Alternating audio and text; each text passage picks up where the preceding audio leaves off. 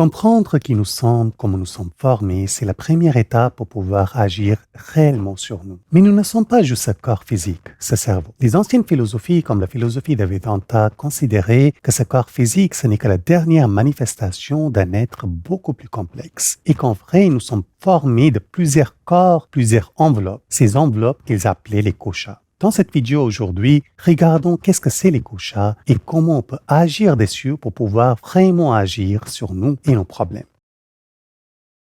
Le mot kosha nous vient de sanskrit et si on le traduit simplement, cela veut dire enveloppe, étui ou encore un vaisseau. Ce concept nous vient de Vedanta, qui est un des 6 écoles orthodoxes de la philosophie indienne. Vedanta considère que notre vrai soi, il possède plusieurs couches, plusieurs étuis qui nous permettent d'agir avec le monde. Et le corps physique, ce n'est que la dernière de ces étuis. Il y a d'autres étuis également, le corps énergétique, le corps du mental, et tous ces étuis agissent sur nous, nous influencent d'une manière subtile mais extrêmement puissante. Et d'ailleurs, le corps physique et le cerveau, c'est l'étui qui nous influence quelque part la moi et qui est la moins puissante des 5 étuis. Il y a 5 koshas ou 5 étuis. D'abord, nous avons notre corps physique, Anmaya Kosha.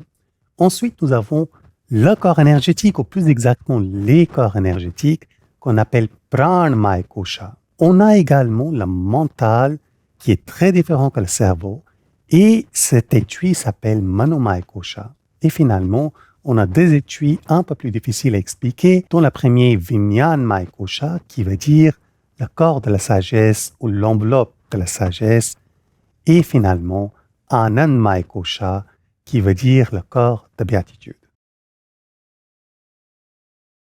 Souvent et quelque part d'une manière erronée, dans le monde moderne, on considère que nous ne sommes que ce corps physique, ses muscles, ses os, ce cerveau, et l'intégralité des soins qu'on apporte aux gens, ils ciblent uniquement cette partie. Mais la plupart du temps, ce qui arrive à notre corps physique, c'est plutôt un effet de quelque chose qui s'est déjà passé dans nos corps énergétiques, dans le corps du mental. C'est-à-dire, le corps physique, il est en train de plutôt subir quelque chose qui s'est passé dans les corps les plus subtils de notre organisme. Prenons un exemple. Prenons n'importe quel style de souffrance. Ça peut être mauvaise estime de soi, ça peut être hyperémotivité, anxiété, stress, ou quelque chose de beaucoup plus physique, comme la sciatique, ou encore les hanches qui restent trop bloquées. La plupart du temps, on va regarder ce qui se passe dans le corps physique, au niveau des hormones, et on va chercher à le soigner. Mais très souvent, ce qu'on ressent dans notre corps physique, y compris la manifestation des hormones, ce n'est rien d'autre qu'un effet de quelque chose qui s'est déjà passé titre énergétique dans les koshas plus subtils, comme le corps énergétique ou encore le corps du mental.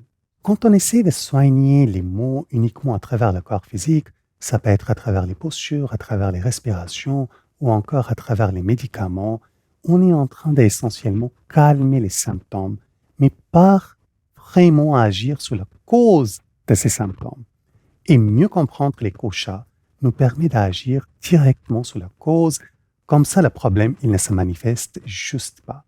Et cette partie, cette compréhension des koshas, c'est pas qu'il agit sur un aspect de notre vie, il agit sur l'intégralité de qui nous sommes, et je répète, peu importe la nature de notre souffrance, une fois on capte les koshas, une fois on commence à les travailler directement, on peut plus ou moins tout soigner.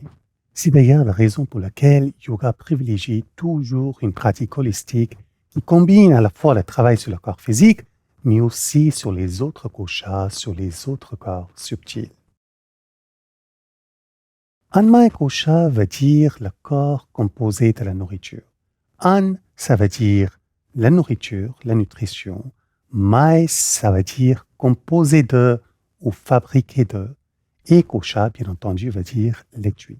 L'étui composé de la nourriture s'appelle Anmaya Kosha, qui veut concrètement dire notre corps physique. Parce que notre corps physique, il a besoin que nous mangeons, que nous respirons pour pouvoir subsister. Ce corps physique, il est quelque part la moins puissante de tous les 5 koshas, cependant c'est aussi notre outil principal à travers lequel nous pouvons agir sur les autres koshas.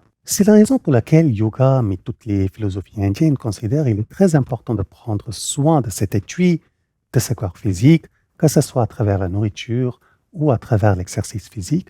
Cependant, il est tout aussi important d'agir sur les autres corps en même temps. Comme Anmaya Kosha est essentiellement composé de la nourriture, le travail sur Anmaya Kosha démarre avec nutrition adaptée à notre corps, à notre morphologie. Pareillement, dormir suffisamment, ni trop ni pas assez, faire l'exercice physique, avoir une hygiène de vie, tout cela va nous aider à travailler Anmaya Kosha. Le deuxième kosha, c'est Pranmaya Kosha. Pran, l'énergie vitale, même si c'est beaucoup plus que cela, et Maya composé de. Pranmaya Kosha, c'est le corps qui est composé de tout l'aspect énergétique. Et d'ailleurs, ce n'est pas juste un corps, c'est une combinaison de plusieurs corps. Ce corps énergétique, c'est là où se trouvent les 5 premiers chakras, le chakra racine, le chakra sacré, le chakra du feu, etc. Et dans les traditions, quand on cherchait à faire des soins énergétiques, on ne travaillait pas sur le corps physique. On travaillait directement sur les corps énergétiques. Ce corps énergétique, ce Pranmaya Kosha, est bien entendu lié à notre corps physique, mais il ne se trouve pas dans le corps physique. C'est une erreur que nous faisons très souvent. On pense que le corps énergétique, c'est dans le corps physique. Mais si on ouvrait le corps, on ne verra pas Pranmaya Kosha. Ce kosha, cet étui, se trouve à l'intérieur de notre corps physique, c'est-à-dire il précède le corps physique dans le temps et dans l'espace. D'ailleurs, ce qui se passe dans mon corps physique, c'est déjà passé dans le corps énergétique. C'est comme si le corps physique a un instant de décalage avec le corps énergétique. Le travail sur Pranmaya Kosha, elle est beaucoup plus subtil et très différente que ce que nous faisons à nos jours. Déjà, toute la science des pranayams, il était fait pour agir sur ce kosha, sur le Pranmaya Kosha, le corps énergétique. Mais quand on parle des pranayams, je ne parle pas simplement des exercices de respiration. La concentration durant les pranayams, les mesures du souffle, c'est-à-dire la durée d'inspire, durée d'expiration, durée de rétention, étaient très très importantes. L'intégration des bandhas, les verrous musculaires et les verrous énergétiques, était aussi primordiale pour pouvoir agir directement sur l'énergie. Comme ce corps énergétique est tout de même formé des 5 éléments, les 5 bhutas, on peut aussi agir sur ce corps énergétique à travers certains syllabes et certains sons, comme le son de l'M, qui va agir directement sur l'élément de terre ou la dernière des corps subtils, les dernières des corps énergétiques. Finalement, certains des yams de yoga comme Brahmacharya et certaines méditations comme la méditation sur le mouvement de prana dans les divers canaux énergétiques et les divers chakras agissent directement sur le corps énergétique. Le troisième kosha s'appelle Manomaya Kosha. Mano, le mental, Maya, composé de. Ce kosha, alors très important, de nouveau, cerveau et le mental, c'est deux choses distinctes. Cerveau, c'est dans le corps physique. Le mental, c'est un corps subtil qui n'est pas manifeste. Il n'a pas la matière que nous pouvons toucher, que nous pouvons percevoir. Ce mental, il agit sur tout ce que nous sommes. Son rôle principal, le rôle principal de ce kosha, c'est collecter des informations qui viennent des 5 sens et donner l'énergie pour qu'une action puisse être faite. Par exemple, quand je suis en train de parler, c'est à travers Manomaya Kosha que l'énergie est envoyée dans le corps énergétique, qui envoie des signaux à mon cerveau, qui lui envoie les signaux à mes cordes vocaux, et ainsi une parole se manifeste. Ce kosha, Manomaya Kosha, impacte directement le corps énergétique.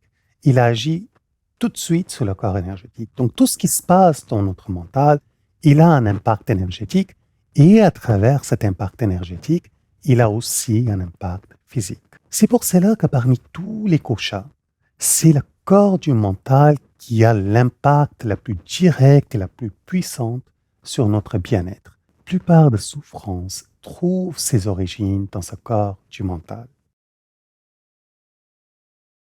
L'ensemble de la philosophie de yoga, les yams, les niyams, était fait avant tout pour travailler directement sur le corps du mental. Sur cela s'ajoute tout ce qui est la pratique méditative, concentration, ne peut être dans la surstimulation sensorielle ou d'ailleurs dans la sous-stimulation sensorielle. Pareillement, quand on a une vie qui est trop mouvementée, où on va d'une expérience à l'autre, cela va avoir un effet plutôt négatif sur le corps du mental. D'ailleurs, c'est une des très grandes différences entre le yoga moderne et le yoga traditionnel. Le yoga traditionnel était fait avant tout pour agir sur le corps du mental et à travers le corps du mental, agir sur le corps énergétique et finalement le corps physique. Yoga moderne, c'est plutôt l'inverse. On cherche à agir sur le corps physique et on espère que cela aura une action aussi sur le corps du mental et le corps énergétique. Maintenant, on arrive dans la partie qui n'est pas toujours très facile à capter parce qu'on parle des concepts qui ne sont pas très faciles à appréhender sans que notre mental soit parfaitement posé et le corps du mental ne possède aucune problématique. Donc, notre quatrième kosha, il s'appelle Vijnanmaya Kosha. Vijnan, on peut l'appeler sagesse ou plutôt sagesse spécifique. La connaissance spécifique sera Vijnan et Maya composé de. Le corps ou l'étui qui est composé de la sagesse s'appelle Vijnanmaya Kosha et son rôle principal, c'est discerner toutes les informations reçues par le corps du mental et ensuite agir en fonction de ces informations.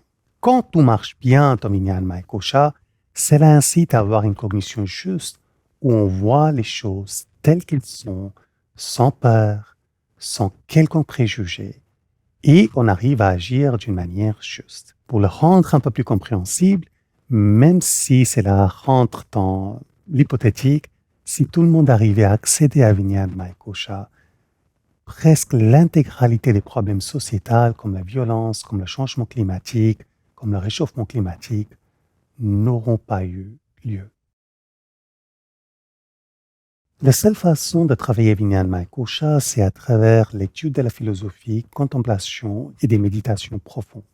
Cependant, cet aspect n'est possible uniquement quand déjà notre mental commence à être posé. Sinon, avant tout, il faut démarrer par le travail sur Manomaya Kosha en utilisant les techniques méditatives ainsi que la compréhension de la philosophie. Le dernier de nos 5 koshas s'appelle Anandamaya Kosha et il possède d'ailleurs un autre nom qui est Karan Sharir, le corps causal. Quelque part, c'est cette partie, ce kosha qui va être décisionnaire durant notre naissance de quel style de corps on va avoir, quelle sera notre durée de vie. C'est aussi ce qui va décider nos capacités, nos limites, nos prédispositions, nos tendances. Quand on arrive à accéder à ce kosha, c'est comme si on avait atteint la vraie liberté. Si vous souhaitez comprendre à peu près l'état d'être quand on a touché ce kosha, ce sera l'état d'être des gens comme Bouddha, comme Patanjali, les grands sages. Quelque part, ce kosha, il est en train d'affecter l'intégralité de notre vie. Tous les cercles vicieux, les bonnes ou les mauvaises habitudes, ou les cercles vertueux, ils démarrent tous dans Anandamaya Kosha. Mais malheureusement, il n'est pas possible de travailler directement sur Anandamaya Kosha. C'est quelque chose qui se fait à travers le travail que nous faisons sur Manomaya Kosha et Pranamaya Kosha, c'est-à-dire le corps du mental et le corps énergétique, et finalement le corps de sagesse Vijnanmaya Kosha.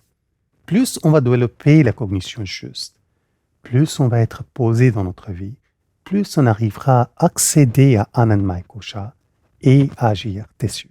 Et d'ailleurs, pouvoir agir dessus, c'est quelque part la manière la plus puissante de pouvoir sortir de nos cercles vicieux et établir les cercles de vertu. J'espère que cette vidéo vous aura aidé à mieux comprendre qu'est-ce que c'est les koshas, les 5 étuis du corps et comment on peut agir dessus. Si les questions vous viennent, n'hésitez pas à les poser dans les commentaires. Et si vous avez envie d'approfondir vos connaissances dans la philosophie de yoga, je vous invite à regarder notre formation Yoga Darshan qui se concentre sur la philosophie et l'application de cette philosophie dans notre vie de tous les jours. Avec cela, je vous souhaite une excellente journée. Namaste.